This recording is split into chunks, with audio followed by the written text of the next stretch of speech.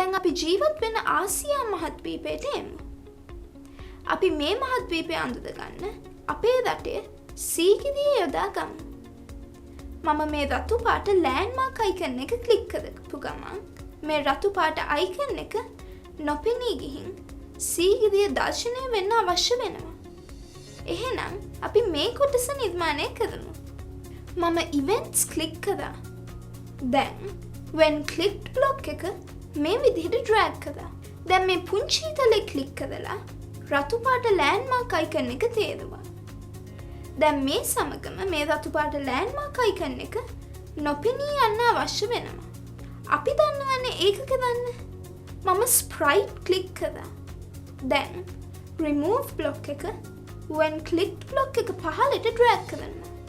දැන් මේ පුංචි තලේ ක්ලික් කරලා මේ රතු පාට ලෑන්ඩ්මාර්ක් අයිකන් එක තෝරනවා.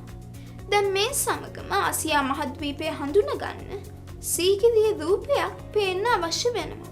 අපි දැන් මේ විධානය හදමු. මම ස්ප්‍රයිට්ස් ක්ලික් කරනවා.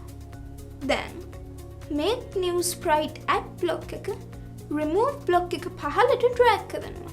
දැන් මේ පුංචි තලේ ක්ලික් කරලා සීගිරිය තේරුවා. දැන් මේ සීගිරිය මේ රතු පාට ලෑන්ඩ්මාර්ක් අයිකන් එක තිබ්බ තැනින්ම පේන්න ගන්න අවශ්‍ය වෙනවා. ඒ සඳහා මම ලොකේෂන් බ්ලොක් එක ඩිලීට් කරනවා. දැන් නැවත ලොකේෂන්ස් ක්ලික් කරලා ලොකේෂන් XY බ්ලොක් එක මේ විදිහට ඩ්‍රැග් කරනවා.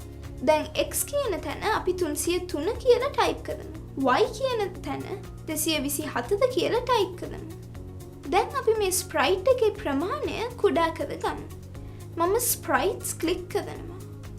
දැන් set size to බ්ලොක් එක මේ විදිහට ඩ්‍රැග් කරනවා. දැන් මේ පුංචි තලේ ක්ලික් කරලා සීගිරිය තේරුවා. මෙතන මම 40 කියලා ටයිප් කරනවා.